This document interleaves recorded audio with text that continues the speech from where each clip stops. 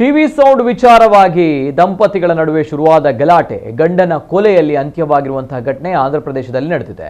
27 ವರ್ಷದ ಶೇಖ್ ಅಹಮದ್ ಕೊಲೆಯಾದ ವ್ಯಕ್ತಿ. ಎಸಿ ಮೆಕ್ಯಾನಿಕ್ ಆಗಿದ್ದ ಅಹಮದ್ ಮಂಗಳಗಿರಿಯ ಟಿಡ್ಕೋ ಹೌಸಿಂಗ್ ಕಾಲೋನಿಯಲ್ಲಿ ಪತ್ನಿ ಜೊತೆ ವಾಸವಾಗಿದ್ದ. ಟಿವಿ ವಾಲ್ಯೂಮ್ ಕಡಿಮೆ ಮಾಡುವಂತೆ ಅಹಮದ್ ತನ್ನ ಪತ್ನಿಗೆ ಹೇಳಿದ್ದ. ಇದೇ ವಿಚಾರವಾಗಿ ಇಬ್ಬರ ನಡುವೆ ಜಗಳ ಶುರುವಾಗಿದ್ದು ಮಾತಿಗೆ ಮಾತು ಬೆಳೆದು ಜಗಳ ತಾರಕಕ್ಕೇರಿದಾಗ ಪತ್ನಿ ಚಾಕುವಿನಿಂದ ಅಹಮದ್ಗೆ ಇರಿದಿದ್ದಾಳೆ ಎಂದು ಪೊಲೀಸರ ಪ್ರಾಥಮಿಕ ತನಿಖೆಯಿಂದ ತಿಳಿದು ಬಂದಿದೆ. ಇನ್ನು ಘಟನೆ ನಡೆದ ತಕ್ಷಣ ನೆರೆಹೊರೆಯವರು ಅಹಮದ್ನನ್ನ ಸರ್ಕಾರಿ ಆಸ್ಪತ್ರೆಗೆ ದಾಖಲಿಸಿದ್ದಾರೆ. ಆದರೆ ಚಿಕಿತ್ಸೆ ಫಲಕಾರಿಯಾಗದೆ ಸಾವನ್ನಪ್ಪಿದ್ದಾರೆ. ಈ ಸಂಬಂಧ ಪೊಲೀಸರು ಪ್ರಕರಣ ದಾಖಲಿಸಿದ್ದಾರೆ.